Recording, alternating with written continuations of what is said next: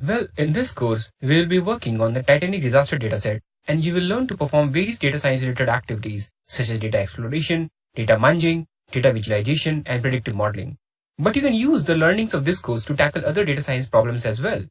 And I would highly recommend that you do your hands dirty on different types of datasets and problems, because each dataset will throw a new type of challenge to you, and it will help you to learn new things. But from where you can get publicly available datasets? Well, let me share some of the links and websites that you can go through to get very interesting datasets that you can work upon. We have already seen one such data source, that is the US Government Open Data Initiative.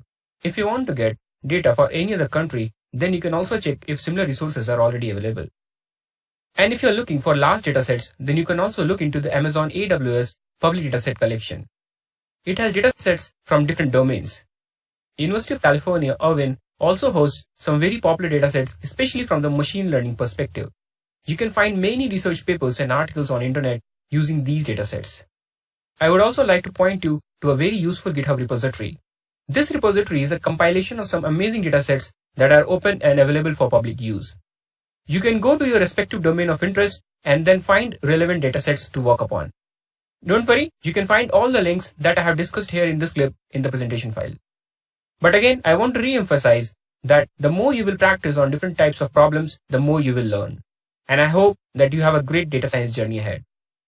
However, before we end this module, let's commit all of our works to Git versioning system as a good practice. So here I have opened the Git bash on the Titanic root level folder.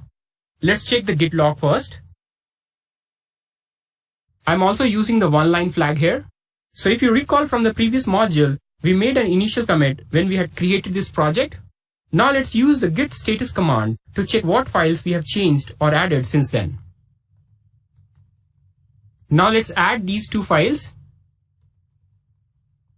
We also got some warning that we can safely ignore. So let's commit these changes.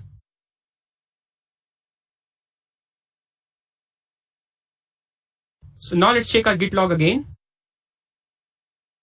And here we have all of our commits listed out. If you have synced up your code to any cloud repository as well, such as GitHub, then you can push your changes to GitHub also.